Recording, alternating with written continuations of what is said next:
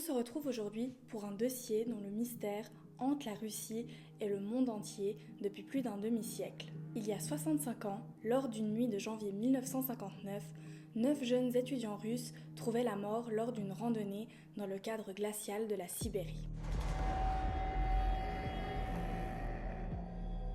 Encore une fois, petit disclaimer avant de rentrer dans le vif du sujet, nous allons parler de scènes terribles et détaillées, donc si ce sont des choses qui vous mettent mal à l'aise, je vous conseille de passer la vidéo.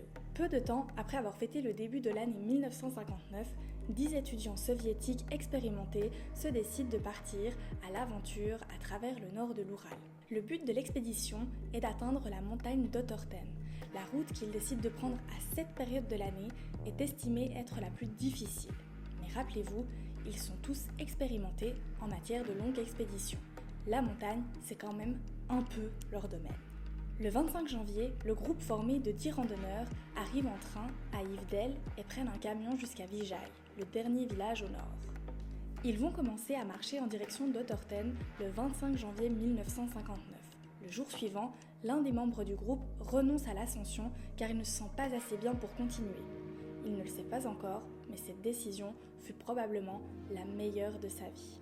Le 31 janvier, le groupe atteint une région de haute terre et commence à se préparer pour l'ascension. Ils y déposent des vivres et du matériel pour le chemin du retour. Le 1er février, les randonneurs commencent à traverser le col, mais les conditions météorologiques commencent à se détériorer. Le blizzard se lève et la visibilité s'affaiblit. En raison du mauvais temps, l'équipe éprouve une grande difficulté à s'orienter et va commencer à s'égarer. Ils dévient vers l'ouest, en direction du Koaltsikal, qui signifie, dans son nom d'origine, la montagne de la mort. Ils prennent conscience de leur erreur et décident de s'arrêter et de camper sur le flanc de la montagne. Choix plus que discutable, car le flanc d'une montagne n'est pas l'endroit le plus sûr pour camper. On s'expose à de nombreux risques, notamment aux avalanches. D'autant plus que le groupe est à seulement 1 km d'une forêt qui permettrait un bien meilleur abri. Avant de débuter leur expédition, l'un des membres du groupe, Igor Dyatlov, s'était entendu pour envoyer un télégramme à leur club sportif dès leur retour au village, au plus tard le 12 février. Malgré l'absence de message à la date convenue, aucune inquiétude, car un retard de quelques jours est plutôt courant pour ce type d'expédition. Mais les familles, inquiètes, réclament auprès des autorités compétentes afin qu'une équipe de secours soit envoyée le 20 février. Le 26 février, l'équipe de secours trouve le camp abandonné. La tente est gravement endommagée et a été éventrée de l'intérieur. Les vêtements, les chaussures et le matériel des randonneurs sont toujours sur le camp. Il semblerait qu'ils soient partis pieds nus ou en chaussettes, et ce, certainement de toute urgence. En suivant les traces de pas, ils arrivent à la forêt qui est à 1 km au nord-est. À la lisière de ce bois, l'équipe trouve les restes d'un feu de camp ainsi que 2 corps. Ils sont déchaussés et ne portent que des sous-vêtements. Un peu plus loin, 2 autres corps vont être découverts. Le 5 mars, un 5e corps est retrouvé non loin des 4 premiers corps. Malheureusement, les recherches des 4 corps restants prennent plus de 2 mois supplémentaires en raison des conditions climatiques. Ils seront finalement découverts le 4 mai sous 4 mètres de neige dans un ravin de la vallée.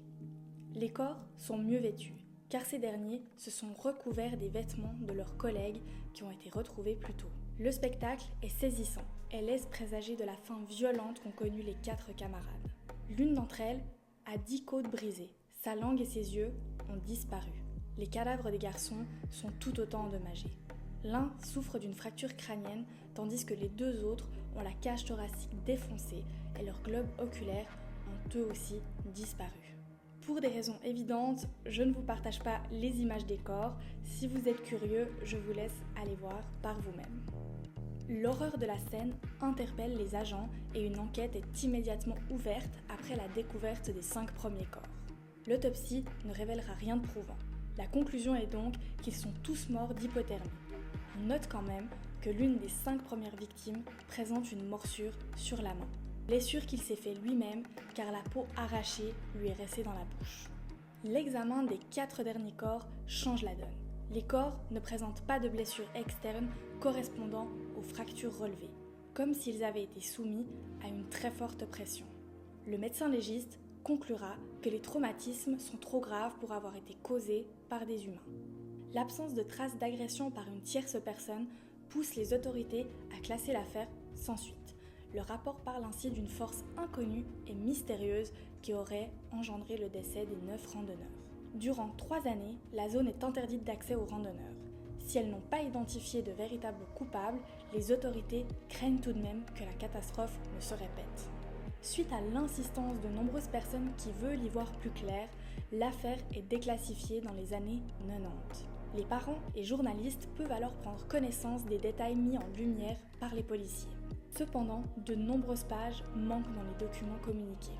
Certains affirment que des indices ont été omis ou ignorés par les enquêteurs. Voici les détails. Tout d'abord, après les funérailles, les parents des victimes ont déclaré que la peau des défunts avait une étrange couleur brune.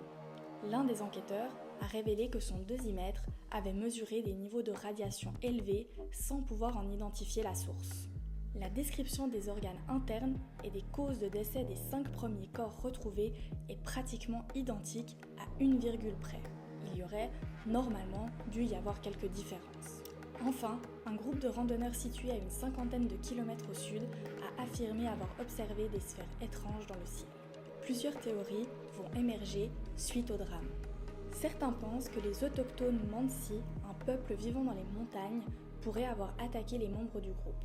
Mais les seules empreintes de pas retrouvées sont celles des randonneurs, et il n'y a aucun signe de lutte. De plus, les Mansi sont connus pour être pacifiques. D'autres évoquent une expérience militaire. Les observations des sphères, la radioactivité et le refus des autorités de partager les résultats de l'enquête, ainsi que la couleur de peau des corps retrouvés, pourraient laisser supposer que le groupe se serait retrouvé au mauvais endroit, au mauvais moment. Cependant, cette théorie ne permet pas d'expliquer toutes les blessures et il n'y a aucun signe d'explosion dans la zone, ce qui écarte la possibilité d'un essai nucléaire. D'autres encore parlent d'une avalanche ou d'une hypothermie sévère qui expliquerait la présence des corps dénudés. En cas d'hypothermie, il est courant de ressentir une chaleur intense qui inciterait à se déshabiller. Malheureusement, aucune des différentes théories n'explique toutes les blessures constatées et aucune ne peut être prouvée à 100%. Pourtant, ceci est considéré comme la conclusion officielle de cette affaire. Mais est-ce réellement le cas ? Certains en doutent encore.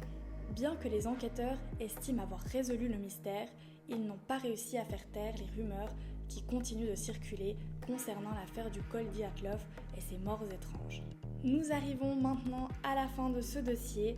Vous connaissiez peut-être déjà cette histoire, mais j'espère avoir pu vous apporter de nouveaux éléments. N'hésitez pas à partager vos avis et théories en commentaire et de liker cette vidéo si elle vous a plu. Et n'oubliez pas de vous abonner pour ne manquer aucune vidéo. Sur ce, à bientôt. Ciao ciao.